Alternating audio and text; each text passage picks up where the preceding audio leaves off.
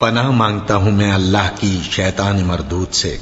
شروع اللہ کا نام لے کر جو بڑا مہربان نہایت رحم والا ہے۔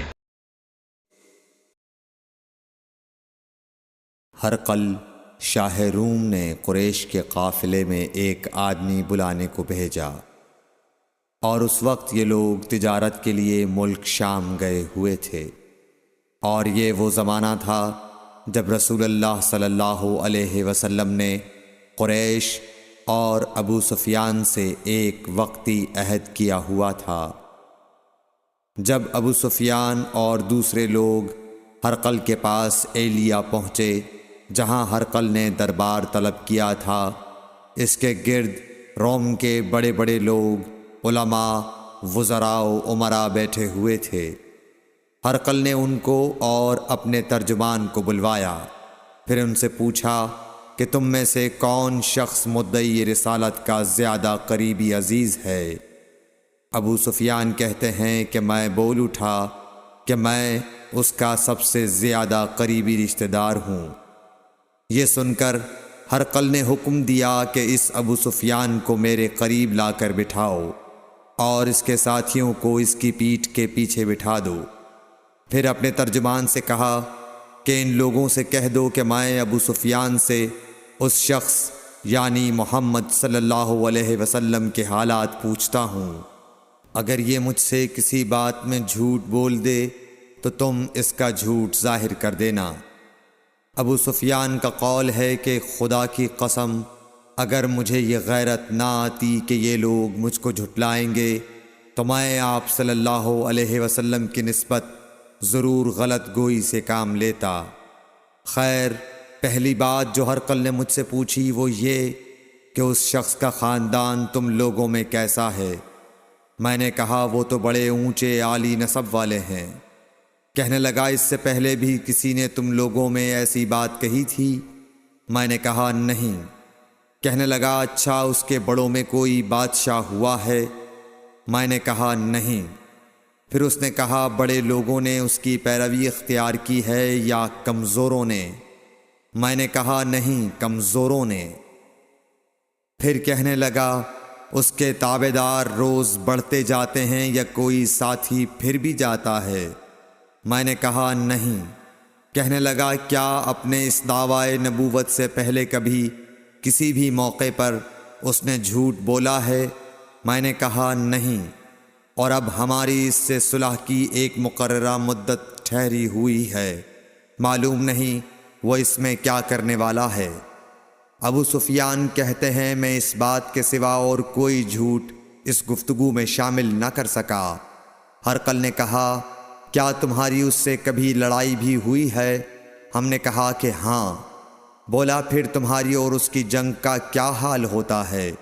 میں نے کہا لڑائی ڈول کی طرح ہے، کبھی وہ ہم سے میدان جنگ جیت لیتے ہیں اور کبھی ہم ان سے جیت لیتے ہیں۔ ہرقل نے پوچھا وہ تمہیں کس بات کا حکم دیتا ہے؟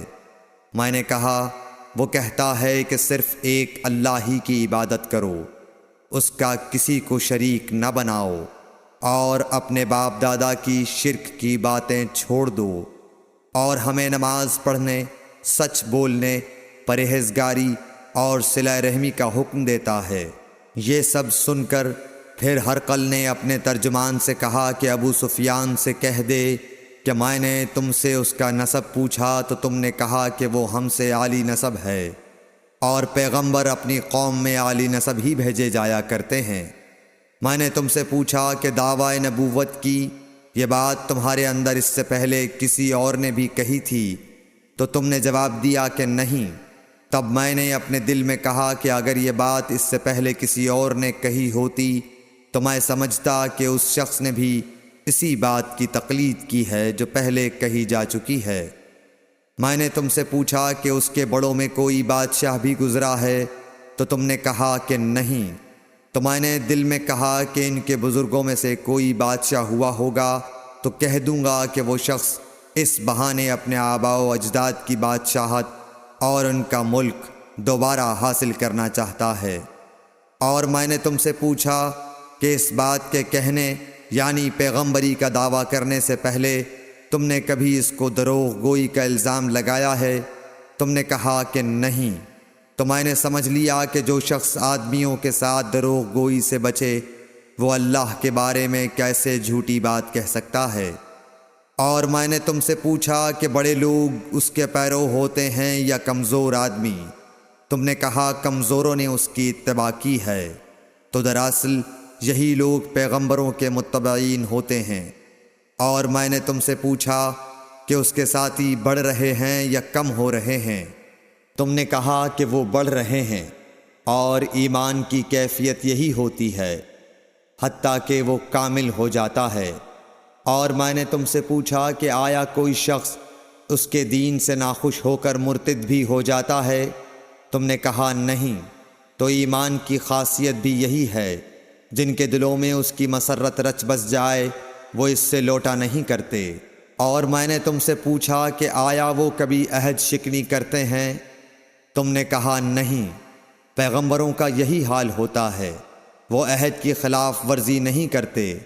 اور میں نے تم سے کہا کہ وہ تم سے کس چیز کے لیے کہتے ہیں؟ تم نے کہا کہ وہ ہمیں حکم دیتے ہیں کہ اللہ کی عبادت کرو، اس کے ساتھ کسی کو شریک نہ ٹھہراؤ، اور تمہیں بتوں کی پرستش سے روکتے ہیں، سچ بولنے اور پرہیزگاری کا حکم دیتے ہیں۔ لہٰذا اگر یہ باتیں جو تم کہہ رہے ہو سچ ہیں تو ان قریب وہ اس جگہ کا مالک ہو جائے گا کہ جہاں میرے یہ دونوں پاؤں ہیں۔ مجھے معلوم تھا کہ وہ پیغمبر آنے والا ہے، مگر مجھے یہ معلوم نہیں تھا کہ وہ تمہارے اندر ہوگا۔ اگر میں جانتا کہ اس تک پہنچ سکوں گا تو اس سے ملنے کے لیے ہر تکلیف گوارا کرتا۔ اگر میں اس کے پاس ہوتا تو اس کے پاؤں دھوتا۔ ہرقل نے رسول اللہ صلی اللہ علیہ وسلم کا وہ خط منگایا جو آپ نے وحیہ کلبی رضی اللہ تعالیٰ عنہ کے ذریعے حاکم بصرہ کے پاس بھیجا تھا، اور اس نے وہ ہرقل کے پاس بھیج دیا تھا۔ پھر اس کو پڑھا تو اس میں لکھا تھا، اللہ کے نام کے ساتھ جو نہایت مہربان اور رحم والا ہے۔ اللہ کے بندے اور اس کے پیغمبر محمد صلی اللہ علیہ وسلم کی طرف سے یہ خط ہے شاہ روم کے لیے۔ اس شخص پر سلام ہو جو ہدایت کی پیروی کرے۔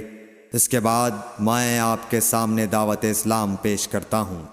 اگر آپ اسلام لے آئیں گے تو دین و دنیا میں سلامتی نصیب ہوگی، اللہ آپ کو دوہرا ثواب دے گا۔ اور اگر آپ میری دعوت سے روگردانی کریں گے تو آپ کی رعایا کا گناہ بھی آپ ہی پر ہوگا۔ اور اے اہل کتاب، ایک ایسی بات پر آ جاؤ جو ہمارے اور تمہارے درمیان یکساں ہے، وہ یہ کہ ہم اللہ کے سوا کسی کی عبادت نہ کریں اور کسی کو اس کا شریک نہ ٹھہرائیں، اور نہ ہم میں سے کوئی کسی کو خدا کے سوا اپنا رب بنائے۔ پھر اگر وہ اہل کتاب اس کتاب سے منہ پھیر لیں تو مسلمانوں، تم ان سے کہہ دو کہ تم مانو یا نہ مانو، ہم ایک خدا کے اطاعت گزار ہیں۔ ابو سفیان کہتے ہیں، جب ہرقل نے جو کچھ کہنا تھا کہہ دیا اور خط پڑھ کر فارغ ہوا تو اس کے ارد گرد بہت شور و غوغا ہوا، بہت سی آوازیں اٹھیں اور ہمیں باہر نکال دیا گیا۔ تب میں نے اپنے ساتھیوں سے کہا کہ ابو کبشہ کے بیٹے حضرت صلی اللہ علیہ وسلم کا معاملہ تو بہت بڑھ گیا۔ دیکھو تو اس سے بنی اصفر روم کا بادشاہ بھی ڈرتا ہے۔ مجھے اس وقت سے اس بات کا یقین ہو گیا کہ حضور صلی اللہ علیہ وسلم ان قریب غالب ہو کر رہیں گے، حتیٰ کہ اللہ نے مجھے مسلمان کر دیا۔